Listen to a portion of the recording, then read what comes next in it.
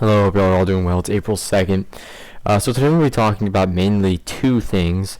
I'm going to be talking about another potential severe weather outbreak as we look towards later in this week, as we get towards kind of the midweek area, mainly on Tuesday and going into Wednesday. And then I'm also going to be talking about the winter weather side of that, where we can be expecting maybe potential blizzard in some areas. I hope y'all are all doing well. It's a Sunday night. And let's go ahead and get started. So this is our day 3 convective outlook from the Storm Prediction Center. We can see we have an enhanced risk from areas of Iowa over into, almost the northwestern tip of, like the extreme northwestern tip of Indiana. And then we have a separate enhanced risk further south, southern Missouri into northeastern Texas. A good portion of Arkansas in that as well. A lot of big cities in this. We have Chicago, we have Kansas, or not Kansas City. Kansas City is apparently in it.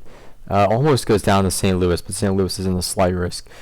And then in the slight risk we have Tulsa, Oklahoma. We have St. Louis. Des Moines, right on the kind of the right south of Des Moines in the enhanced.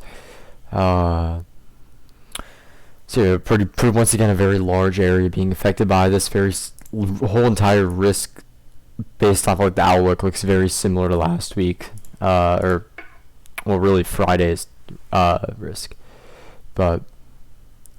Yeah, so, and I guess let's go ahead and start talking about this. So this is the 00ZH-RRR. This really has just come out. This come out like about 20 minutes ago.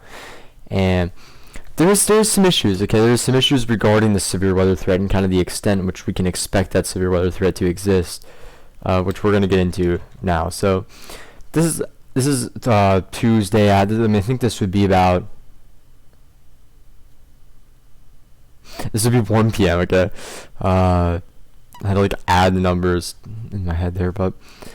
So we're looking at, a warm front draped across kind of the central northern Illinois area, southern Iowa area, and then into the Indiana, Ohio areas. We have a cold front, dry line right here, pretty much.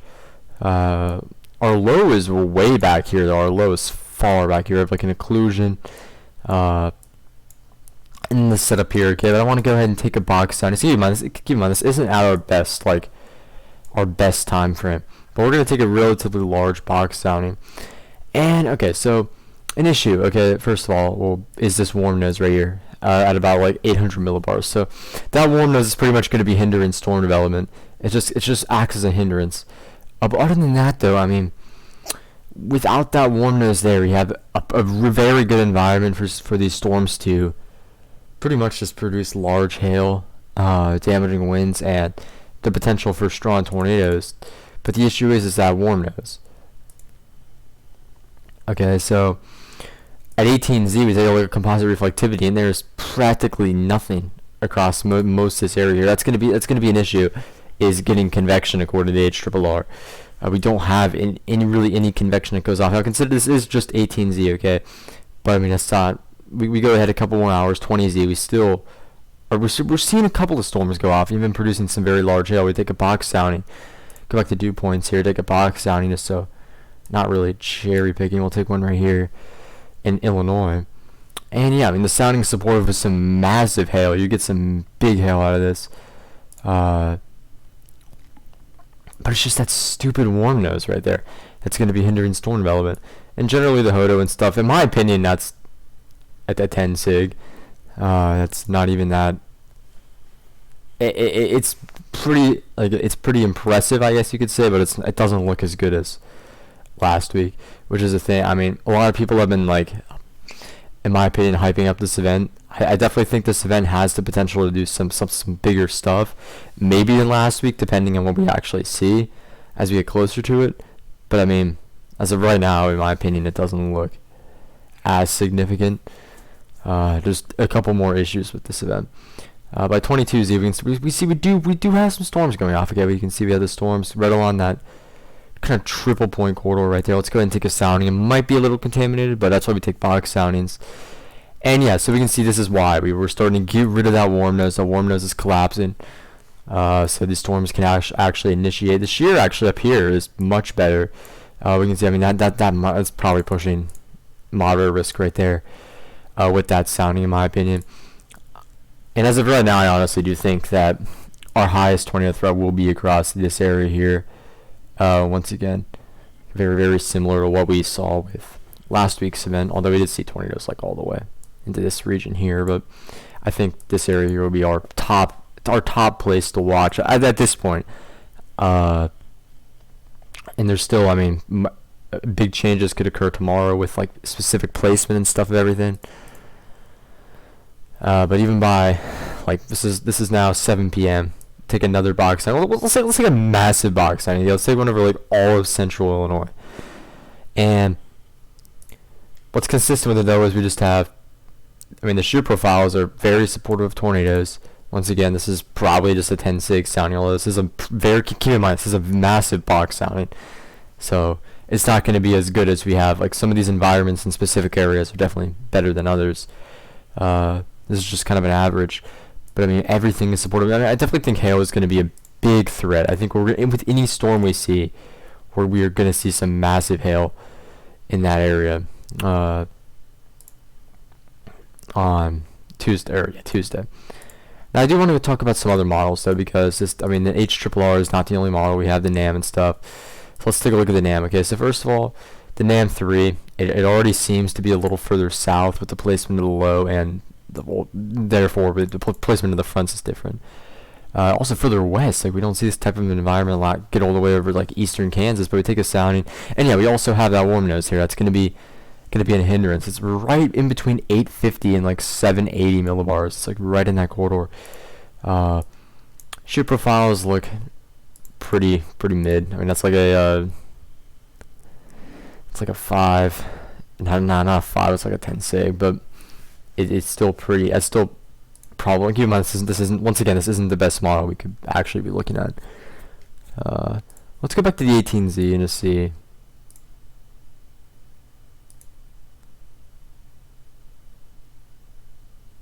Yeah, so that is. I guess we did initiate some storms. So it's pretty kind of a little similar to the HRRR, but I mean generally a lot of the soundings off the NAM 3 are a little more mediocre. But yeah, I can definitely see why we have enhanced risks out already across this area. And I mean the NAM 3, yeah, once again the NAM 3. So the NAM 3, the difference is mainly we have a western. The risk to the west is a little bigger. We're gonna be looking at areas like maybe in this corridor here. But also, I mean, it doesn't have storms initiate there. I generally do think this area here, once again, will have the best chance for tornadoes. NAM 3 kind of goes along with that, I guess you could say. And what other models could we look at? I guess we can look at the RDPS real quick.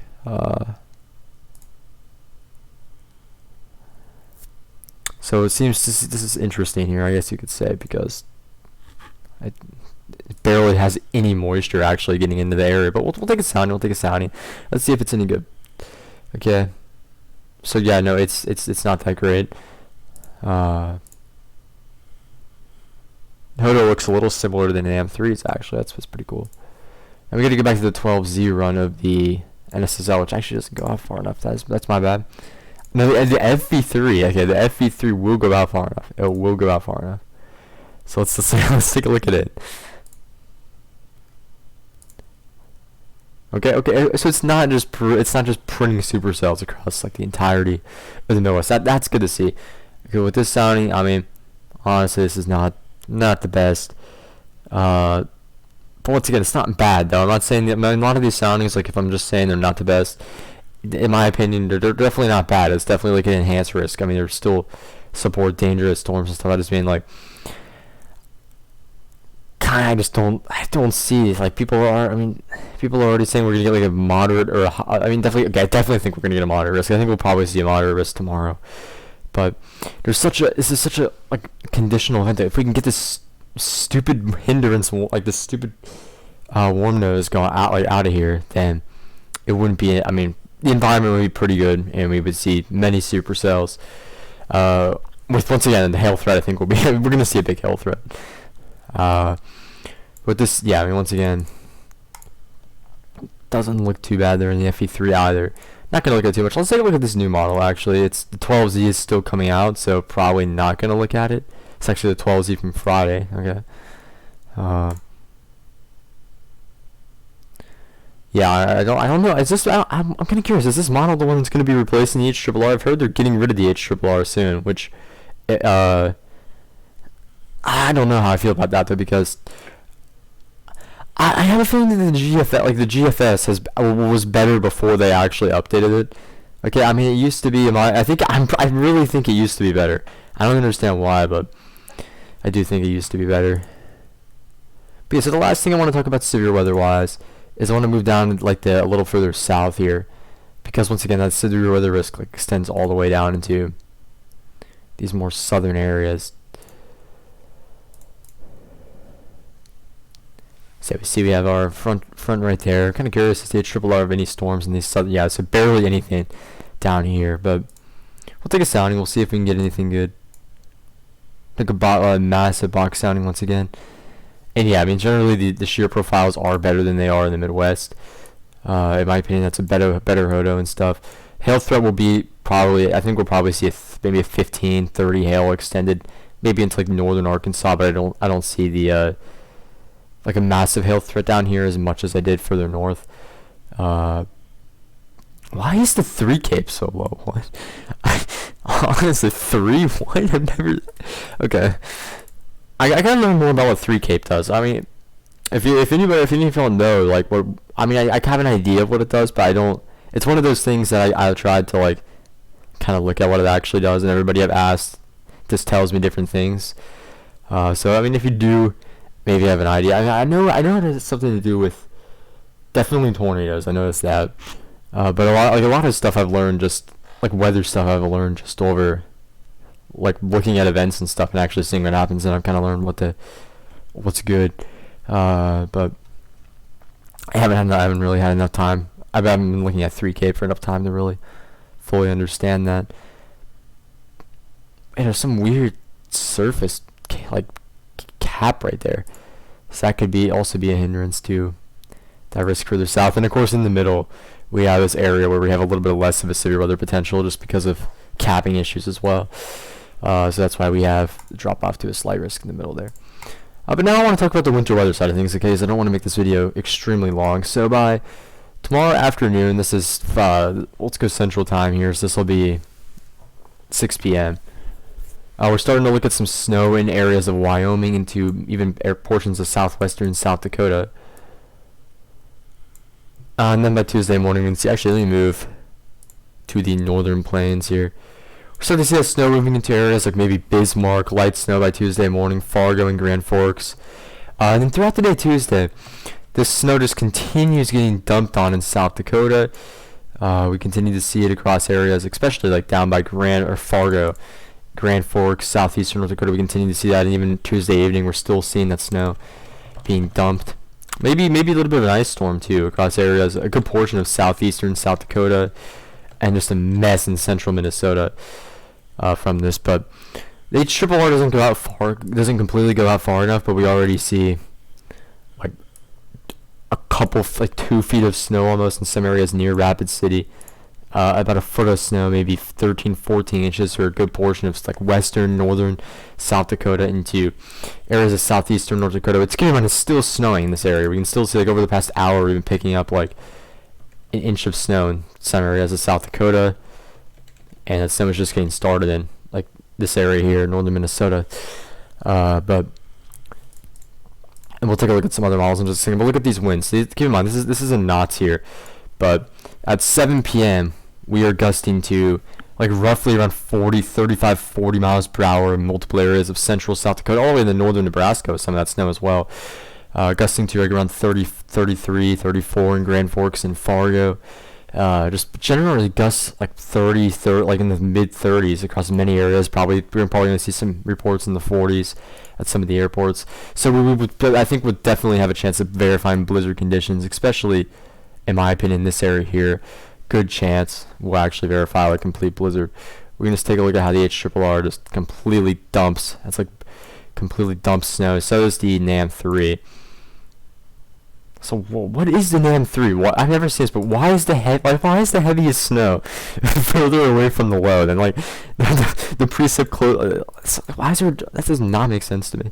So I wouldn't completely trust it, but NAM3 is a little further south. We see even southeastern South Dakota, some areas getting in some of that snow. But in total, like almost a foot and a half in some places, even 2 feet in some of the higher elevations. Look at Wyoming though. Look at all that snow in Wyoming.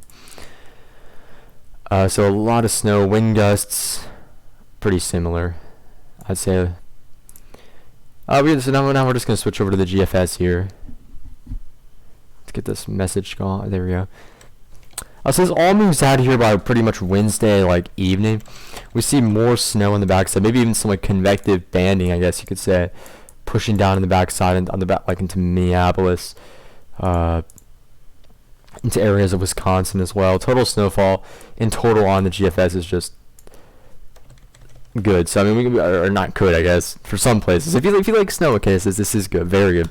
But so compared to the HRRRs, as far as it went out, 7 p.m. Thursday or 7 p.m. Tuesday, a little higher on the GFS, but we still see that quickly adds up, and then we end up with a wide swath of a foot and a half of snow for areas like Fargo, Grand Forks, Fargo, and across many areas of southeastern North Dakota, northwestern Minnesota, and then we end up with a little bit of even some trace amounts as far south as Minneapolis and those areas there.